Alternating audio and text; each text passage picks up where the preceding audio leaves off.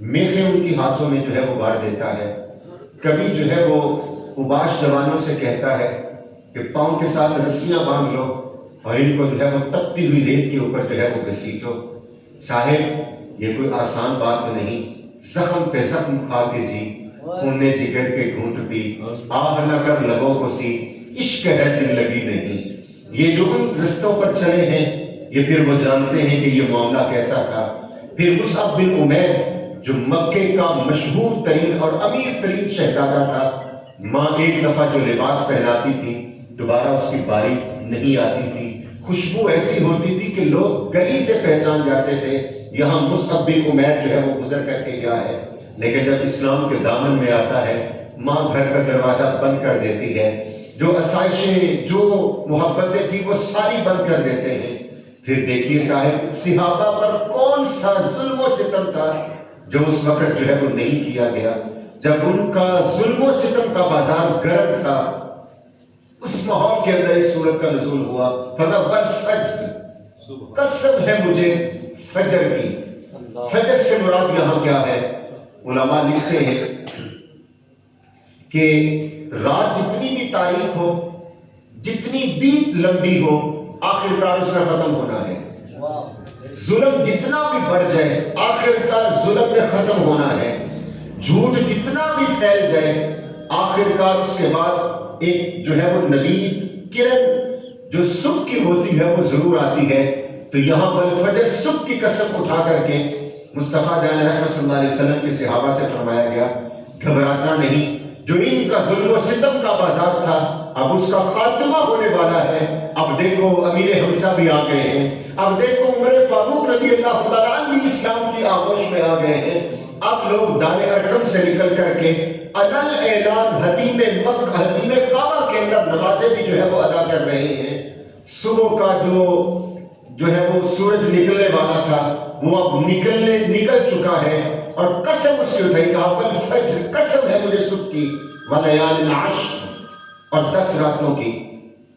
10 راتوں سے مراد مفسرین نے لکھا ہے کہ 10 راتوں سے مراد یا محرم الحرام کی 10 راتیں، یا ذی الحج کی پہلی 10 راتیں ہیں، یا ماہ رمضان کی آخری 10 راتیں ہیں۔ اللہ نے ان کی قسم اٹھائی، والشفع والوتر، اور قسم ہے جفت کی اور قسم ہے تاک کی۔ یہاں مفسرین نے فرمایا کہ تاک سے مراد خالق ہے اور جفت سے مراد مخلوق ہے۔ کہا خالق کی بھی قسم مخلوق کی بھی قسم، واللیل اذا یسر، اور رات کی جب وہ چلی جاتی ہے، جب وہ لپیٹ لی جاتی ہے۔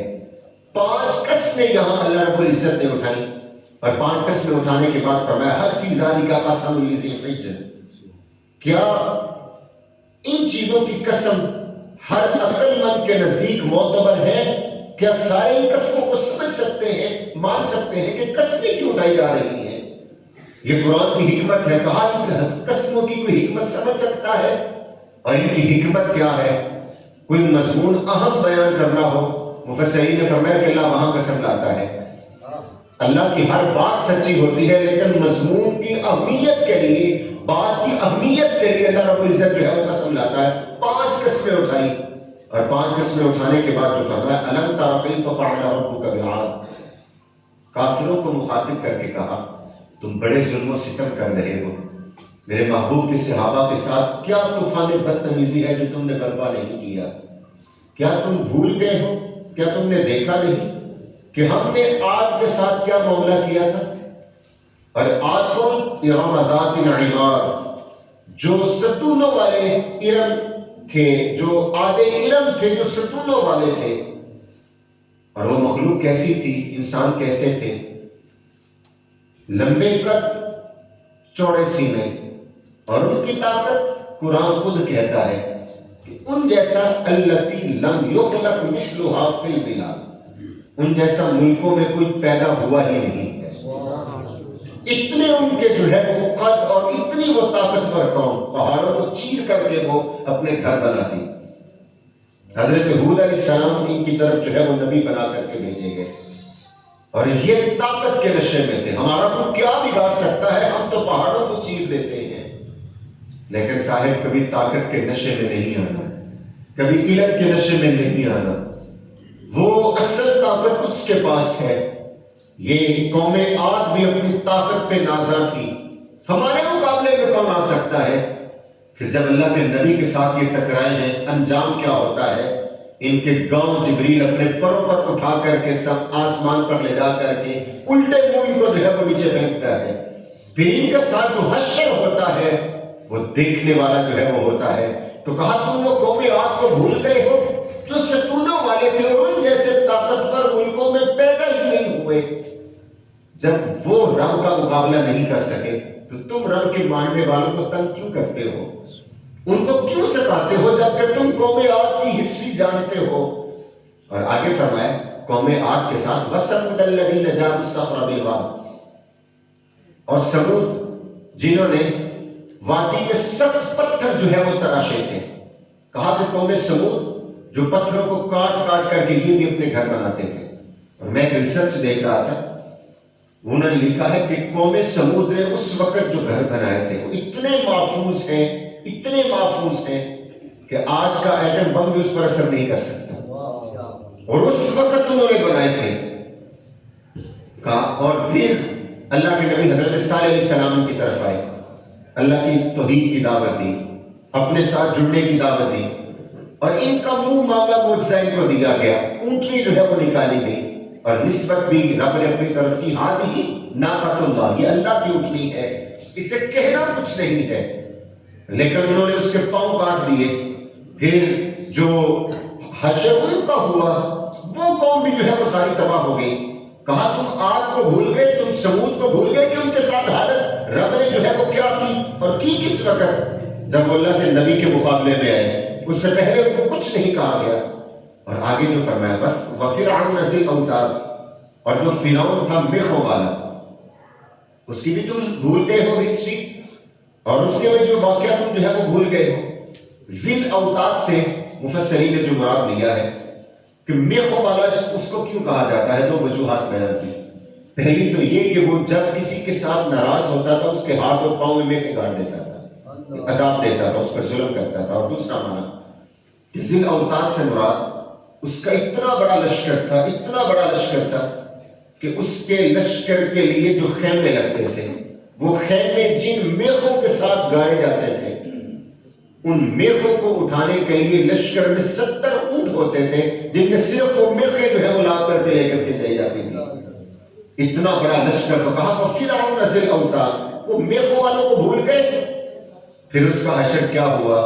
دریا کی موجوں میں وہ بھیک مانگ رہا تھا، نہ وہ خود بچ سکا نہ اپنے جو ہے وہ پیچھے آنے والوں کو وہ بچا سکا۔ تو کہا تم ان کی تاریخ کو بھول گئے ہو، الَّذِينَ طَغَوْا فِي الْبِلَادِ، وہ جنہوں نے سرکشی کی تھی شہروں میں۔ کہا یہ جتنے بھی تھے یہ وہ لوگ تھے جنہوں نے شہروں کے اندر سرکشی کی ہے۔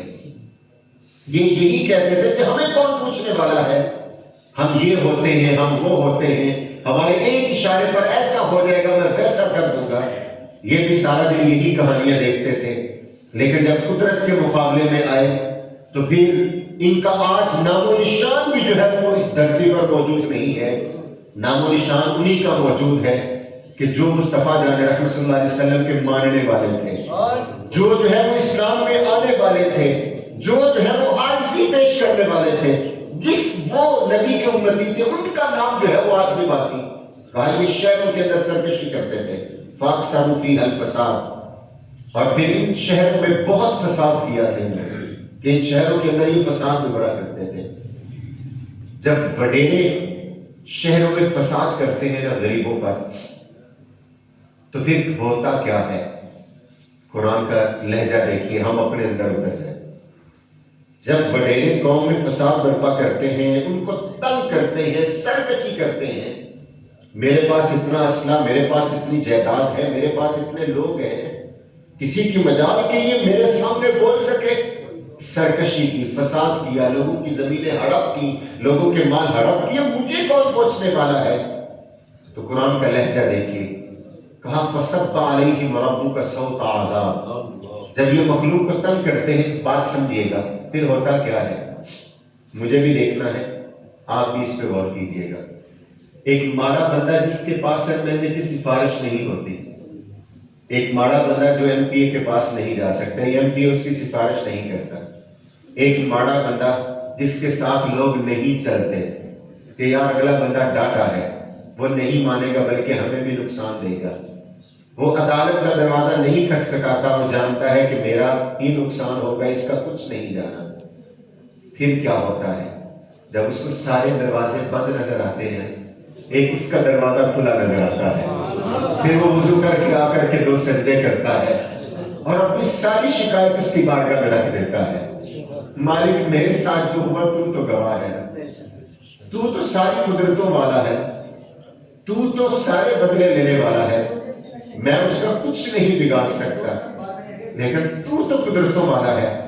پھر جب سرکشی ہوتی ہے، اعلانیہ سرکشی ہوتی ہے، پھر قرآن کیا کہتا ہے؟ فَصَبَّ عَلَيْهِمْ رَبُّكَ صَوْتَ عَذَابٍ، پس ڈالا ان پر تمہارے رب نے عذاب کا کوڑا، کہ پھر ان پر جو ہے وہ رب کے عذاب کا کوڑا جو ہے وہ برسا۔ پھر جب مظلوم نے رب کی بارگاہ میں فریاد کی، اس لیے کہتے ہیں کہ مظلوم کی بد دعا سے بچو، وہ عرش ہلا کر کے جو ہے وہ رکھ دیتی ہے۔ بندے کی جہاں تک رسائی ہوتی ہے پھر وہ بات وہاں کرتا ہے۔ صاحب کبھی یہ نہ کہیے گا کہ یہ ماڑا بندہ ہے، ہو سکتا ہے اس کا تعلق رب سے ہو سکتا ہے وہ تیری شکایت رب کو کر دے، پھر کون تو لائے گا اس کی بارگاہ میں سفارشی؟ پھر اس کے مقابلے میں تو کس کو جو ہے وہ لا سکے گا؟ آگے چلیے، انسان کا رویہ بیان کیا اور فرمایا ان ربک لبالمرصاد، بے شک تمہارا رب ان سرکشوں کی گھات میں ہے۔ کہ یہ جو سرکشی کرتے ہیں نا، یہ کتنا بھاگ لیں گے؟ آپ بہتر جانتے ہیں پتنگ جب اڑایا جاتا ہے تو اس کی ڈور جو ہے وہ مالک کے ہاتھ میں ہوتی ہے، وہ ڈھیل دیتا رہتا ہے، لیکن قرآن نے وہ منظر بیان کیا ان بطش ربک لشدید، پھر جب تیرا رب پکڑتا ہے تو اس کی پکڑ بڑی سخت ہے، وہ جب جھٹکا دیتا ہے تو سب کچھ جو ہے وہ ہل جاتا ہے۔ کہا کہ رب ان مجرموں کی گھات میں ہے کہ جو سرکشی کریں گے، جو مخلوق خدا کو تنگ کریں گے، جو ایمان والوں کو تنگ کریں گے، وہ مت سمجھے وہ جیت جائیں گے، وہ مت سمجھے وہ کامیاب ہو جائیں گے، نہیں، پھر وہ کامیاب ہونے کے قریب ہوتے ہیں کہ عذاب کا کوڑا ان پر جو ہے وہ برس جاتا ہے اور پھر ان کا جو ہے وہ نام و نشان تک جو ہے وہ باقی نہیں رہتا۔ انسان کی کچھ روی بیان کی، کہا کہ انسان کیسا ہے اور اس کی نفسیات کیا ہے۔ وَأَمَّا الْإِنسَانُ إِذَا مَا ابْتَلَاهُ رَبُّهُ فَأَكْرَمَهُ وَنَعَمَهُ فَيَقُولُ رَبِّي أَكْرَمَنِ، بس انسان کو جب اس کا رب آزمائے، پھر اس کو عزت دے اور نعمت دے، تو وہ کہتا ہے کہ مجھے میرے رب نے عزت دی۔ کہا اللہ جب ان کو آزماتا ہے، سادہ لفظوں میں کہوں دولت دے کر، نعمت دے کر، تو پھر بندے کہتے ہیں کہ ہمارے رب نے ہمیں عزت دی ہے، بڑا کرم کیا ہے، جبکہ حقیقت کیا ہے؟ وہ آزمائش تھی۔ حقیقت کیا ہے؟ وہ آزمائش تھی۔ رسول اللہ صلی اللہ علیہ وسلم کے ایک صحابی ہیں، وہ کہتے ہیں اللہ نے ہمیں فقر سے بھی آزمایا، اللہ نے ہمیں دے کر کے بھی آزمایا۔ ہم فقر کے امتحان میں تو کامیاب ہو گئے، لیکن دولت کے امتحان میں سے ہی کامیاب نہ ہو سکے۔ یہ اتنا سخت امتحان ہے، ہم جائز ناجائز، حلال و حرام، اپنا پرایا کچھ نہیں چھوڑتے اور سمجھتے ہیں ہمارے رب پر، ہمارے رب کا فرض ہے، جو کرم ہے، بس پیسہ آ رہا ہے، بس فضل ہو رہا ہے، حرام پیسہ کما کر کے 4 کنال پر گھر بنا کر کے اوپر لکھ دیا ھذا من فضل ربی، تو مجھے بتائیے کہ اس کا من اس کو کہتا نہیں ہے کہ یہ رب کا فضل نہیں ہے، یہ تو وعید ہے تیرے لیے، یہ تو عذاب ہے، یہ تو وبال جان تیرے لیے جو ہے وہ بننے والا ہے۔ جب اللہ دے تو پھر اس آزمائش سے بچتے کیسے ہیں؟ جو قرآن نے ہمیں طریقہ بیان کیا، جو مصطفیٰ جان صلی اللہ علیہ وسلم نے بیان کیا، جب اللہ نے دیا ہے نا، پھر اللہ کی راہ میں بانٹنا شروع کر دیجیے، پھر یہی بچ جائے گا، محفوظ رہ جائے گا اور تمہارا ہو جائے گا۔ مصطفیٰ جان صلی اللہ علیہ وسلم نے سیدہ عائشہ صدیقہ رضی اللہ تعالیٰ عنہا کو بکری گوشت لا کر کے دیا، بکری کا، اور کہا عائشہ کچھ رکھ لو، کچھ بانٹ لو، کچھ لمحوں کے بعد پلٹے، کچھ عائشہ کو بکری کے گوشت کا کیا بنا؟ تو وہ عرض کرتی ہے کہ یا رسول اللہ سارا بانٹ دیا ہے، بس یہ دستی کا ایک حصہ بچا ہے۔ تو رسول اللہ صلی اللہ علیہ وسلم کیا فرماتے ہیں؟ عائشہ بچا یہ نہیں، بچا تو وہ ہے جو رب کی راہ میں دے دیا ہے۔ جب اللہ دولت سے آزمائے تو پھر سرکشی نہیں کرنی چاہیے، پھر دیکھنا چاہیے کہ ہم اس کی راہ میں دیتے کتنے ہیں۔ اگر آپ ناراض نہ ہو سارے، تو میں یہ ایک بات کرنا چاہوں گا صاحب، ہم اللہ کی راہ میں دینے کے لیے ہمارا دل کتنا وسیع ہے. میں زیادہ نہیں، کسی ایک ولیمے کی جہاں نیوتا کٹا کرتے ہیں وہاں کوئی 10 والا نوٹ کوئی دکھا دے نہیں ملے گا، اور مسجد کے گلوں میں آج بھی سب سے زیادہ نوٹ 10 والے نکلتے ہیں. پھر دیکھنا پڑے گا کہ ہم جس نے ہمیں دیا ہے جب اس کی راہ میں دینے کی باری آئی اور جو اس چیز کو سمجھتے ہیں پھر ان کا مزاج کیسا ہے. آیت کریمہ نازل ہوئی نا، منزل الذی یقرض اللہ قرضا حسنا، حضرت متحدہ رضی اللہ تعالیٰ حاضر ہوئے، عرض کرتے ہیں یا رسول اللہ کیا واقعہ ہی ہمارا رب ہم سے قرض حسنا مانگتا ہے؟ سرکار صلی اللہ علیہ وسلم نے فرمایا ہاں. بازو پکڑ لیا سرکار کا، اپنے باغ جو کھجوروں کا تھا اس میں لے آئے. عرض کرتے ہیں یا رسول اللہ گواہ رہ جائے گی، میں سارے کا سارا باغ رب کو قرض حسنا میں دیتا ہوں. اندر بیوی جو اس کو آواز دی کہ دہدہ باہر آ جاؤ، ہم نے سارے کا سارا باغ رب کو قرض حسنا میں دے دیا. بیوی کی صحابیہ تھی، تو یہ نہیں کہا کہ کچھ ہمارے لیے بھی رکھ لیتے، بلکہ یہی کہا ابو دادا تو نے بڑا نفع مند سودا کیا ہے. تو جب یہ مزاج ہو رب کی راہ میں دینے کا کہ اللہ نے اگر دیا ہے تو یہ آزمائش ہے، اور یہ قرآن کی کج فہمی ہے. قرآن جو بیان کر رہا ہے کہ انسان کی کج فہمی ہے کہ جب اس کو نوازا جاتا ہے تو وہ کہتا ہے مجھ پر بڑا کرم ہے رب کا. اور یہ ہماری نفسیات ہے، کرم کس کو کہتے ہیں؟ اگر کوئی بندہ غریب ہے اس سے حال پوچھ لیجئے کہ کیا حال ہے، وہ کہتا ہے جی بڑے حال ہے. اور اگر کوئی کھاتا پیتا ہو تو وہ کہتا ہے جی اللہ کا بڑا کرم ہے. وہ اللہ کا کرم کہہ کس کو رہا ہے جو اس کی آزمائش ہے. اور ماڑا بندہ وہ کبھی بھی نہ شکری نہ کرے، وہ اللہ کا شکر ادا کرے کہ اس نے جس حال میں رکھا ہے وہ خالق ہے نا. اصل تو حکمت اس کی ہے کہ میں نے کس کو کتنا نوازنا ہے. اور مصطفیٰ جان رحمت صلی اللہ علیہ وسلم کا فرمان حضرت علی المرتضیٰ رضی اللہ تعالیٰ فرماتے ہیں جو اللہ کے دیے گئے تھوڑے رزق پہ راضی ہوگا اللہ قیامت کے دن اس کے تھوڑے عملوں پہ راضی ہوگا. ہم نے یہ کبھی نہیں سوچا. تو کہا کہ جب ان کو آزمایا جاتا ہے دولت دے کر کے تو کہتے ہیں ہمارے رب نے ہمیں عزت دی، جبکہ وہ حقیقت میں ان کے لیے آزمائش تھی. اور آدمی انسان کا دوسرا رویہ بیان کیا، وَأَمَّا إِذَا ابْتَلَاهُ فَقَدَرَ عَلَيْهِ رِزْقَهُ، اور جب اسے آزمایا جاتا ہے رزق تنگ کر کے فَيَقُولُ رَبِّي أَهَانَنِ، تو معاذ اللہ کہتے ہیں کہ ہمارے رب نے تو ہمیں ذلیل کر کے رکھ دیا. یہاں بھی آزمائش تھی ان کے لیے.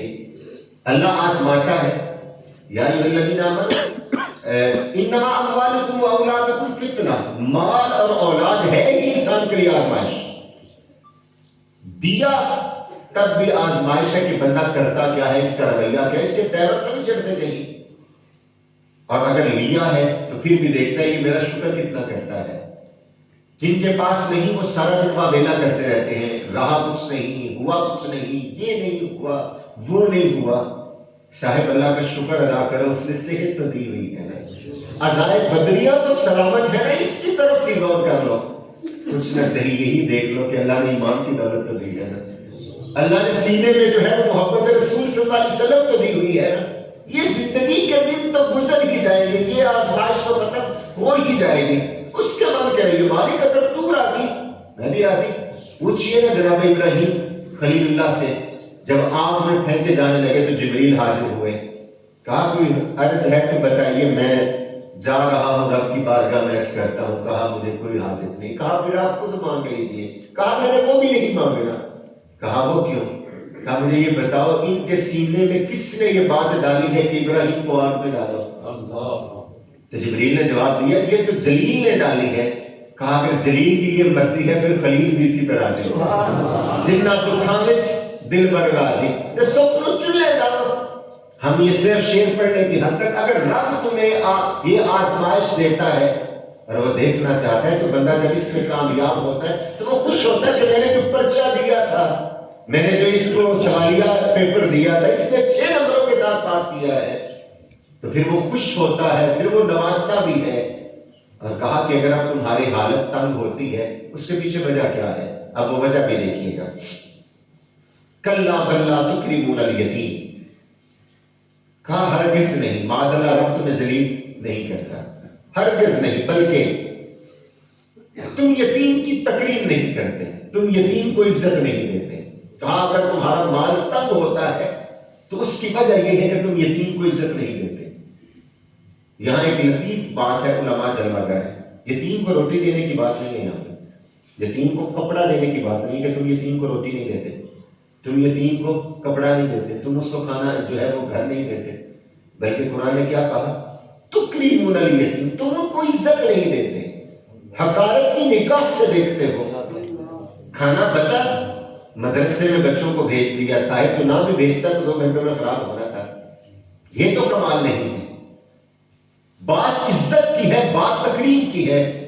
میں اپنے اندر اتروں، آپ اپنا لہجہ جو ہے وہ دیکھیے گا۔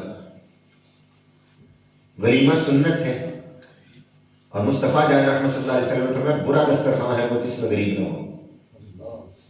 اب دیکھیے کہ ولیمے کے دسترخوان پر جو ہمارے ولیمے کے ٹیبل لگے ہوتے ہیں، غریب کہاں نظر آتے ہیں؟ وہ تو بیچارے باہر کھڑے ہوتے ہیں کہ جو یہ بچائیں گے، یہ بد تہذیب لوگ معذرت کے ساتھ اپنے بھی خفا بجھ سے ہیں بیگانے بنا خوش، نہ زہر حلال کو کبھی کہہ نہ سکا تھا کہ یہ جو ضائع کر کے بچائیں گے وہ ہمیں ملے گا۔ صاحب یہ تو انسانیت نہیں ہے۔ مصطفیٰ جان رحمۃ صلی اللہ علیہ وسلم نے تو غریبوں کو سب سے پہلے عزت دی ہے۔ حلیمہ سعدیہ جس کو کوئی پوچھتا نہیں تھا، رضاعت کا شرف ان کو نہیں دیا، جن کی جو ہے وہ جانور بھی کمزور تھا، شروع سے آتے ساتھ جو ہے وہ غریب کو سب سے پہلے جو ہے وہ اونچائی تک جو ہے وہ لے کر کے گئے ہیں، ہجرت کر کے گئے ہیں، تو سہل اور سہیل کو عزت دی۔ حضرت ابو ایوب انصاری رضی اللہ تعالیٰ عنہ کے گھر میں جو ہے وہ ٹھہرے، نیمے آنا پرونا ہے سادہ نبی کوٹے آتے چلے گئے پڑے رہ گئے۔ یتیم کی عزت کی بات ہے، یتیم کی تکریم کی بات ہے۔ ہم یتیم سے محبت نہیں کرتے، ہم اس کو منحوس سمجھتے ہیں۔ صاحب یہ مت سمجھیے وہ قادر مطلق ہے۔ اگر تیرے بچوں پر یہ کیفیت آ بھی سوچا ہے کبھی؟ ہم غریب کو عزت نہیں دیتے۔ معذرت کے ساتھ ماہ رمضان میں جو ہمارے سماجی کارکنوں نے طوفان بدتمیزی برپا کر دیا ہوتا ہے، ایک تھیلے آٹے کے لیے 10 فوٹوگرافر جو ہے وہ ساتھ رکھے ہوتے ہیں، ایک لمحے کے لیے سوچیے اس لائن میں اگر اس کی بیٹی کو لگنا پڑ جائے تو پھر جو ہے وہ حالت کیا ہو۔ اجتماعی شادیوں کے نام پر جو بچوں اور بچیوں کی توہین کی جاتی ہے، صاحب زندگی میں 3 دن تو ایسے ہوتے ہیں جب مہمان خاص ایک ہی ہوتا ہے۔ بندہ جب پیدا ہوتا ہے اس دن کا مہمان خاص وہی ہوتا ہے، جس دن دلہا بنتا ہے اس دن کا چیف گیسٹ وہ خود ہی ہوتا ہے، اور جس دن وہ مرتا ہے اس دن تو امام کعبہ کو بھی حکم ہے کہ اس کو آگے کر تو پیچھے ہو۔ پھر میں اور آپ دیکھیں نا، وہ اہم دن زندگی کا ہے کہ جس دن وہ دلہا بنا تھا، سٹیج پر اس دن اس نے بیٹھنا تھا، لیکن اس کو بھی نیچے بٹھایا گیا، مہمانوں کو اوپر بٹھا کر کے تماشا لگایا گیا۔ یہ غریب ہوتے ہیں بیٹے، یہ غریب ہوتی ہے بیٹیاں جن کا ہم نکاح کر رہے ہیں۔ ہم نے اپنی آنکھوں سے دیکھا ہے ان کے چہروں پر مسکراہٹ نہیں ہوتی، وہ تو بیچارے تماشا جو ہے وہ بڑے ہوتے ہیں۔ خدا را ہم درد بانٹنے نکلے تھے، درد بڑھا کر کے واپس لوٹے۔ کسی کا درد اگر ختم نہیں کر سکتے اس کے درد پر جو ہے وہ اس کو درد بڑھائیے بنا۔ یتیم کی عزت، یتیم کی تکریم، اور میرے مصطفیٰ جان رحمۃ صلی اللہ علیہ وسلم نے جو کی عید کی نماز کے لیے رسول اللہ صلی اللہ علیہ وسلم حسنین کریمین کے ساتھ جلوہ گر ہو رہے ہیں۔ رستے میں ایک بچے کو دیکھا جو دیوار کے ساتھ لگا رو رہا ہے۔ پوچھا بیٹا کیا ہوا؟ تو عید کا دن ہے، لوگ طرح طرح کے کپڑے پہن کے خوشی کے ساتھ نماز عید کی ادائیگی کے لیے آ رہے، تم دیوار کے ساتھ کھڑے رو کیوں رہے ہو؟ تو بچہ روتا ہوا بولا کہ بندہ نواز، فلاں غزوے میں میرا باپ شہید ہو گیا تھا، میری ماں کا سایہ شفقت و محبت بھی مجھ پہ نہیں ہے، میں رو اپنی قسمت پہ رہا ہوں۔ میری بھی ماں ہوتی وہ مجھے تیار کرتی، مجھے اچھا کھانا کھلاتی، میرا باپ ہوتا میں اس کی انگلی پکڑ کر کے آج مسجد میں آتا، میں تو اپنی قسمت پہ رو رہا ہوں۔ رسول اللہ صلی اللہ علیہ وسلم نے یہ حالت دیکھی تو نماز عید ادا کروائی تھی؟ نہیں، واپس گھر آ گئی۔ سیدہ فاطمہ سلام اللہ علیہا سے کہتا ہے جس طرح کے حسنین کریمین نے کپڑے پہنے اس کو بھی ویسے کپڑے پہنا ہو، جس طرح کا انہوں نے کھانا کھایا ہے وہی کھانا کھلایا جائے، کپڑے پہنائے گئے، کھانا کھلایا گیا۔ دیکھا بھی چہرے پہ تمانیت اس طرح سے نہیں ہے۔ تاریخی لفظ جو اس وقت ہے رسول اللہ صلی اللہ علیہ وسلم کو فرمایا کیا تو اس بات پہ راضی ہے محمد تیرا باپ لگے، عائشہ تیری ماں لگے، فاطمہ تیری بہن لگے، حسنین کریمین تیرے بھائی لگے، کیا تجھے یہ رشتے قبول ہیں؟ زبان حال سے وہ کہتا ہے یہ رشتے مجھے مل جائیں تھے اور چاہیے بھی کیا۔ کہا تھا بیٹا پھر آج سے یہ رشتے تمہارے ہوں۔ پھر ان جس طرح کے کپڑے حسنین کریمین نے پہنے تھے اس یتیم نے بھی پہنے۔ پھر ایک طرف یہ شہزادے ہیں اور دوسرے ہاتھ کی انگلی کے ساتھ یتیم بچے کو رسول اللہ صلی اللہ علیہ وسلم نے لگایا ہے۔ اب جب جو بچے اپنے باپ کی انگلیاں تھام کے آ رہے تھے نا، یہ بچہ ان پہ بھی رشک کر رہا ہے، تھا تو یتیم لیکن انہوں نے یتیم کی انگلی پکڑ کے مزہ بھی آ گیا۔ کلا بل لا تکرمون الیتیم۔ آج ہم اپنے معاشرے میں دیکھیں، ہم یتیم کو کتنی عزت دیتے ہیں، ہم غریب کو کتنی عزت دیتے ہیں۔ بات عزت کی ہے، روٹی کی نہیں ہے صاحب، کپڑے کی نہیں ہے، بات عزت کی ہے۔ مجھے اور آپ کو عزت دینی ہے، ہم غریب کو ساتھ بٹھا کے کھانا کھلانے کے روادار ہیں، جبکہ اسلام تو سب سے پہلے یہ دیتا ہے محبت کہ ان کو عزت دی جائے۔ اسود رسول اللہ صلی اللہ علیہ وسلم کے صحابی ہیں، رنگ بھی اتنے کالے تھے اور غلام تھے جو کوئی ساتھ نہیں بٹھاتا تھا۔ جب رسول اللہ صلی اللہ علیہ وسلم کے پاس آئے اور آ کر کے کہنے لگے کہ اگر میں اسلام قبول کرتا ہوں تو بتائیے اسلام مجھے کیا دے گا، اسلام مجھے کیا دے گا۔ اب سرکار صلی اللہ علیہ وسلم چاہتے تو جنت کا اس کو ٹکٹ دے سکتے تھے، جہنم کی آزادی کا پروانہ دے سکتے تھے، لیکن اس وقت تو اس کو چاہیے تھی، وہ عزت چاہیے تھی۔ تو رسول اللہ صلی اللہ علیہ وسلم نے فوری فرمایا جس صف میں ابو بکر و عمر بیٹھتے ہیں اسلام تجھے بھی اسی صف کے اندر کھڑا کرے گا، اور اگر تو پہلے آتا ہے وہ بعد میں آتے ہیں تجھے کوئی اٹھا نہیں سکے گا۔ ایک صف میں کھڑے ہوئے محمود و ایاس، نہ کوئی بندہ رہا نہ کوئی بندہ نواز۔ یتیم کو عزت دیجئے، غریب کو عزت دیجئے، میٹھے بول بول لیجئے کسی کے ساتھ، کسی کا دکھ سن لیجئے۔ آپ اس کو کچھ نہیں دے سکتے، اس کو وقت دے دیجئے، اس کی بات سن لیجئے۔ رسول اللہ صلی اللہ علیہ وسلم مسجد نبوی میں صحابہ کے درمیان جلوہ گر تھے، ایک خاتون نہیں، وہ کہتی میں نے آپ سے بات کرنی۔ سرکار صلی اللہ علیہ وسلم نے فرمایا کہو، وہ کہتی یہاں نہیں، باہر آئیے۔ سرکار کے باہر تشریف لے گئے، دھوپ میں کھڑے رہے، گرمی کا موسم، باہر کھڑے رہے، کافی دیر وہ باتیں کرتی رہی۔ رسول اللہ صلی اللہ علیہ وسلم سنتے رہے۔ اللہ نے رسول اللہ صلی اللہ علیہ وسلم کو یہ معجزہ عطا کیا ہے، وہ اپنے غلاموں کی باتیں سنتے ہیں، اپنے سارے غلاموں کی باتیں وہ سنتے ہیں۔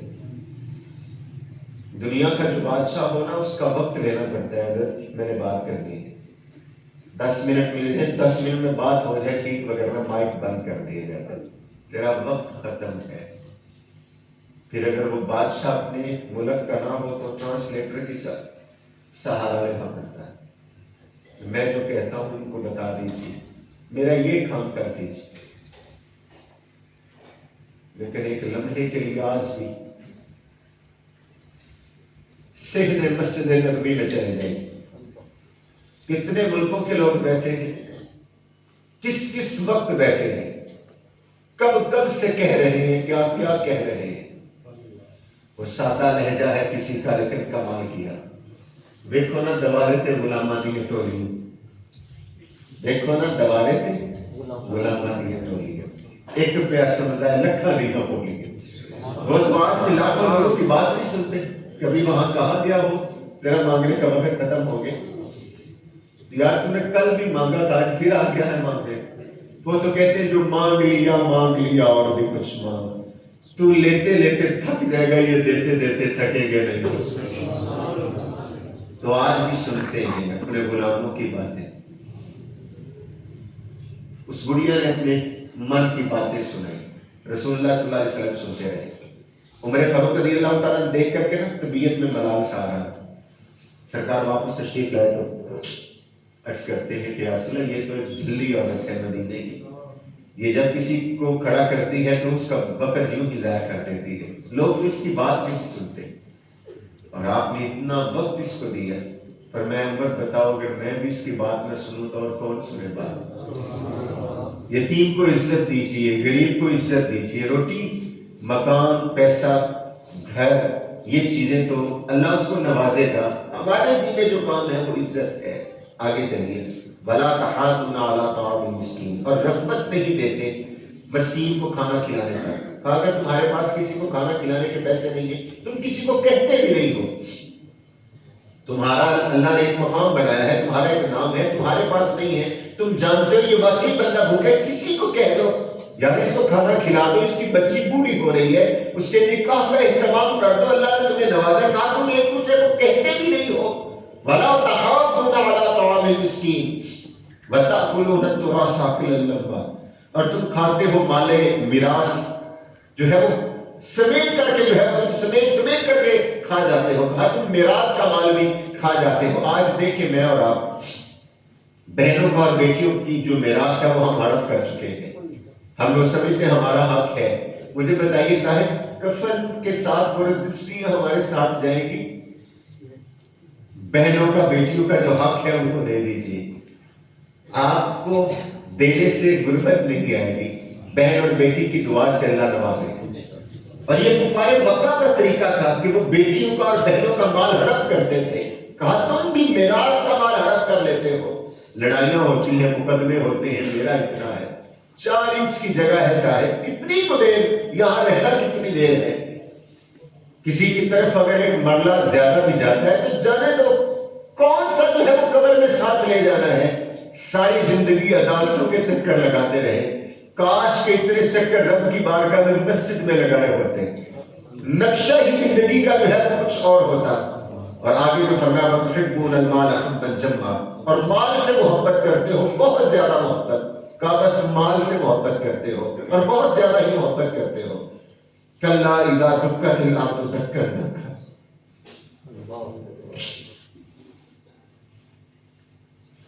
کہا کہ تم یتیم کو عزت نہیں دیتے، لوگوں کو ترغیب بھی نہیں دیتے،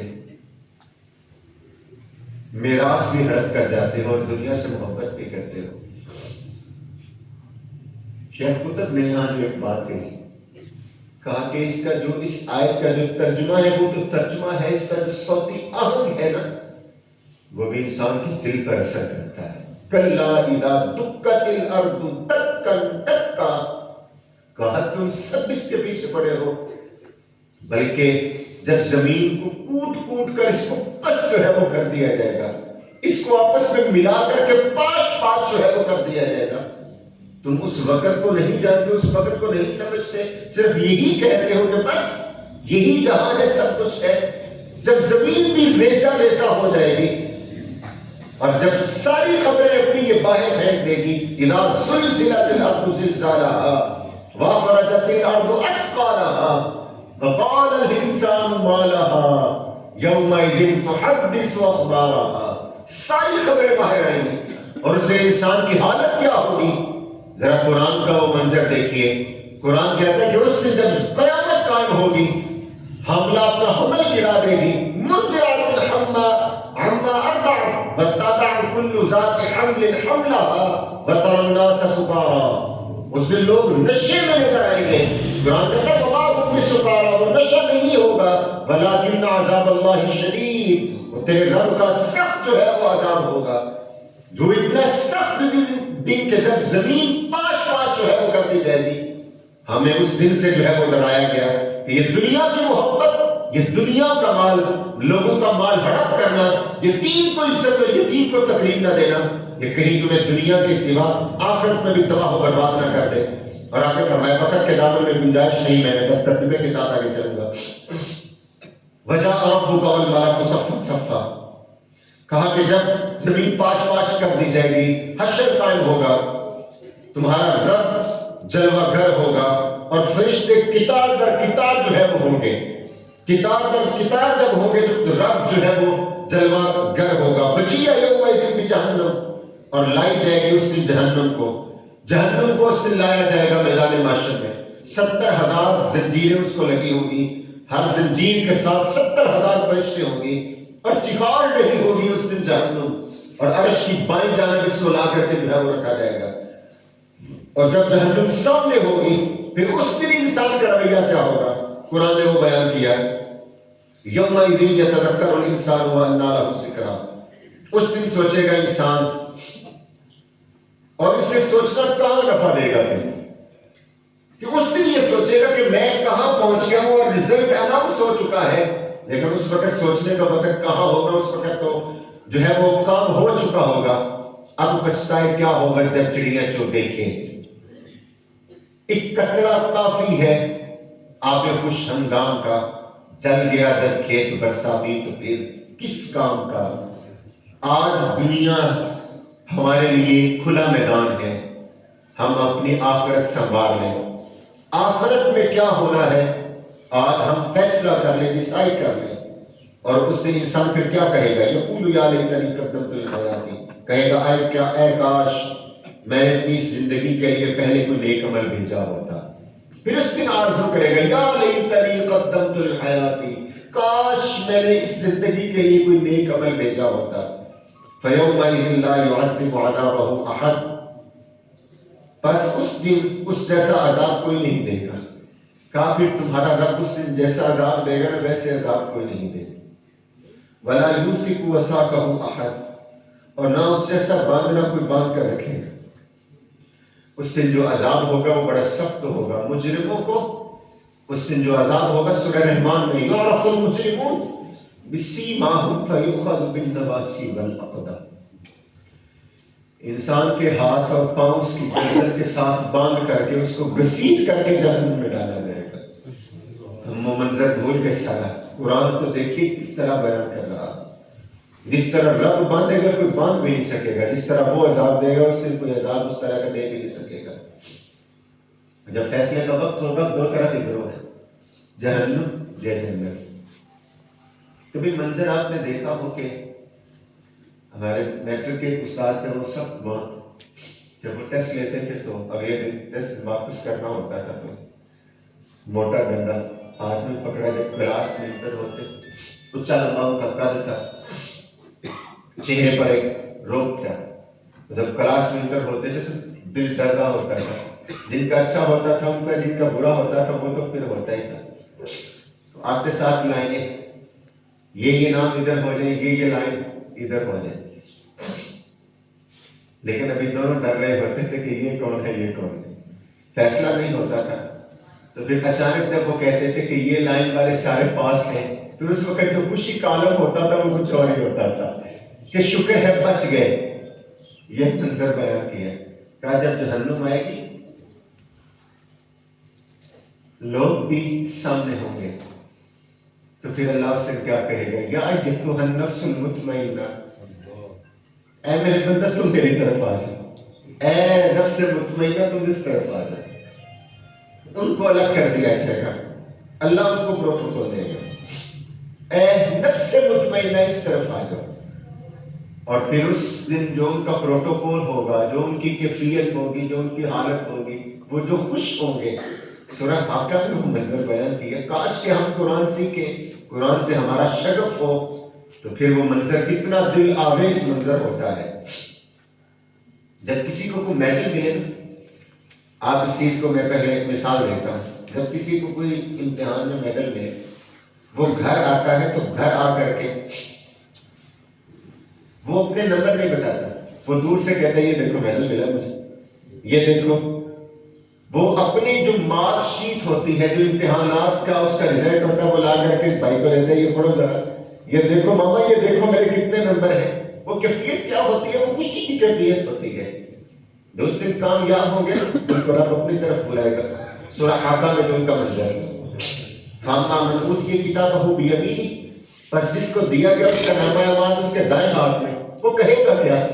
فَيَقُولُ هَاؤْمُ اقْرَءُوا كِتَابِيَهْ، تو وہ کہے گا یہ پڑھو نا ذرا میرا نامہ اعمال۔ پھر وہ اپنے ساتھیوں سے کہے گا یہ پڑھو نا میرا نامہ اعمال، کہ دائیں ہاتھ میں مجھے مل گیا ہے، وہ میرے لیے کامیابی ہے۔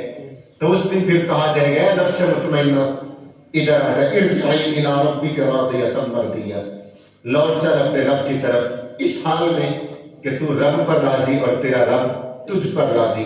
فادخلی فی عبادی، پس تو داخل ہو جا میرے بندوں میں، وادخلی جنتی، اور داخل ہو جا میری جنت میں۔ یہ سورہ فجر کی 30 آیات ہمیں بتاتی ہیں یہ دنیا حقیقت نہیں ہے، حقیقت آخرت ہے۔ طاقت کے نشے میں ہو، عاجزی میں آ جاؤ، یتیم کو عزت دیجئے، میراث جن کا حق ہے ان کا واپس کیجئے، لوگوں کو اگر آپ دے کچھ نہیں سکتے ان کی کہیں سے مدد کروا دیجئے، عذاب سے ڈریے، جہنم سے ڈریے، اللہ کے ہو جائیے کہ کل وہ رب رحمان کہے کہ میرے بندوں تم اس طرف آ جاؤ، میرے بندوں میں آ جاؤ اور جنت میں داخل ہو جاؤ۔ اللہ مجھے اور آپ کو توفیقات عمل نصیب فرمائے۔ وآخر دعوانا الحمدللہ رب العالمین۔